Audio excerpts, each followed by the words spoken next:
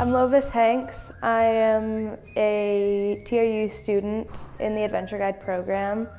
I'm 18 years old, so the youngest in the program ever. Got into this program because I really enjoyed outdoor sports and ski joring and dog mushing. And then I also really wanted to start guiding in the ski industry. I grew up in Montana, was outside as soon as I could walk pretty much. I did my first ski season in my mom's backpack in a front pack with a giant jacket on top, and then got hooked on skiing ever since. And then just in the summers was always hiking, always canoeing, always camping. My uncle, he had sled dogs in Quesnel, and I started out when I was about 5 years old with 4 dogs. And he made me a custom little dog sled. I had my little brother in the front of the sled, and he said, just go for it. And he ran a team behind me.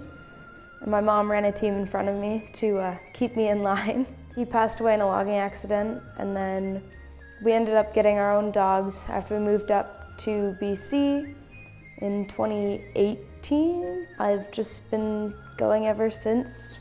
I won our race, the Caledonia Classic in Fort St. James in 2022, and am on my way to running my first 100-mile race probably next year.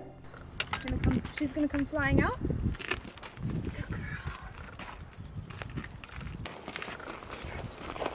This is Biggie. Because it's gonna get chaotic, to say the least. This is Manitou. She's a puppy, so it's her first season running. Hi. Hi.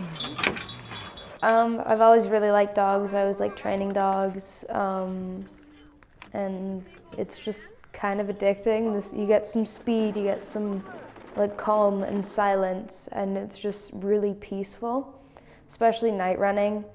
It's like the coolest feeling ever. It's just you and the dogs and your headlamp and the stars. I'm a BC wildfire fighter. This is going to be my second season, so I started last year.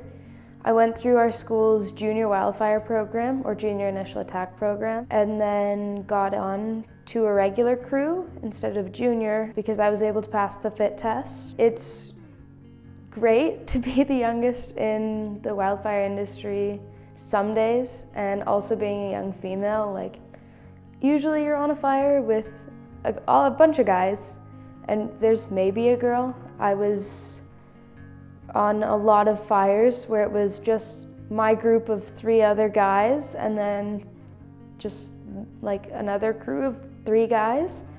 So I don't really ever get picked on or anything, but you definitely know that you're the youngest and know that you're female, so they'll help you out. Like, oh, do you need me to carry this? Do you need me to do this? Do you need me to? I can do it all myself. I'm just as strong as them. I passed the fit test just like them. There's definitely been some times where it's like people don't rely on me as much as they would one of their peers of more age and life experience. Yeah, I definitely want to inspire younger people to get out there. I believe in you'll get the experience when you get the experience. You might be young, but you have this experience, but you did this cool thing that's just gonna let whoever else sees you out there, it's gonna just motivate them, like, oh, that young female with 18 years of life experience can do it, why can't I? Yeah.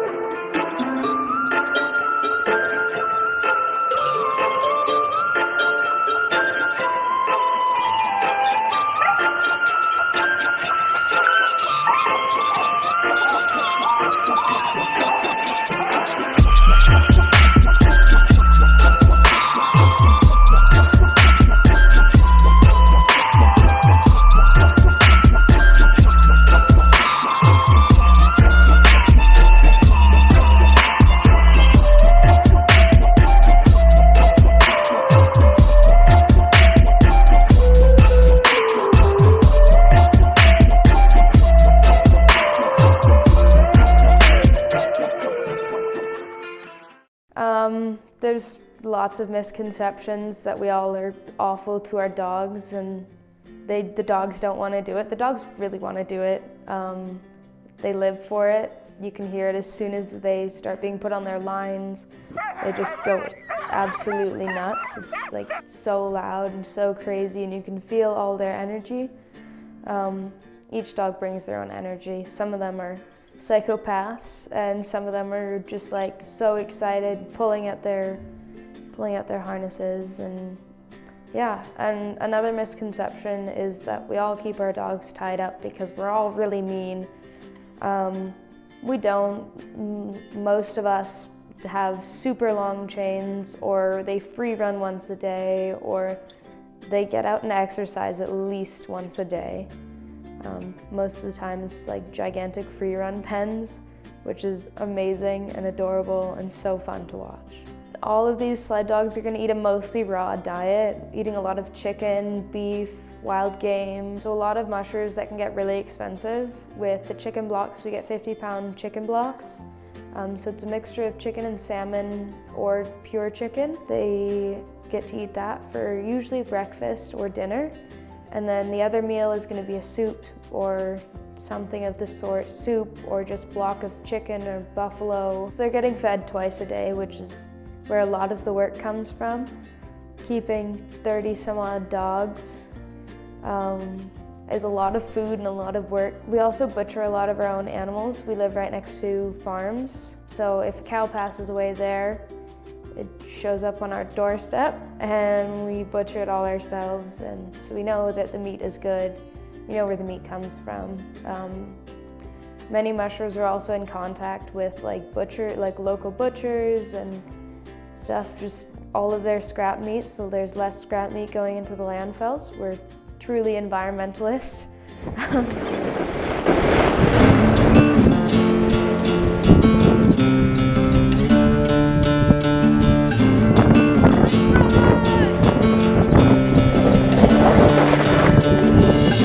Here's the view.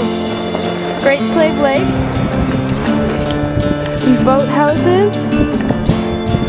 Macau, and over here is just a hockey rink. So super epic. All the cool views right here. This is a 6-dog 100-mile race. It's super fun, super fast. It's got a 4-hour layover. It can be taken in 3 different ways. These are awesome races to go to. It's just fun to see different people's strategies and hear their why on where they're putting their dogs at different rest points. Like seeing their snacking, how they what they feed as snacks.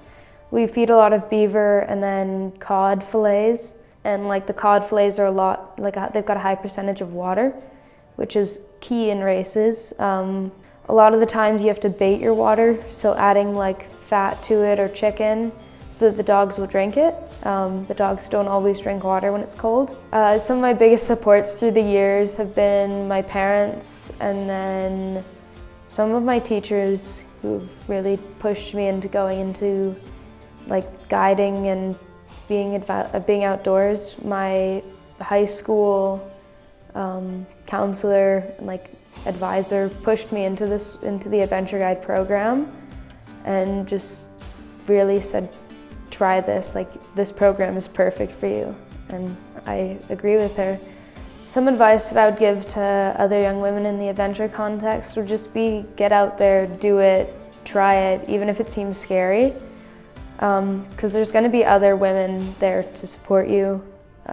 It's a fairly tight-knit industry with women supporting women. I haven't had an experience where a woman's pushed me out of the industry or told me like, you need to like do this better and without giving me a why. They're always trying to get more and more to come in and just go for it.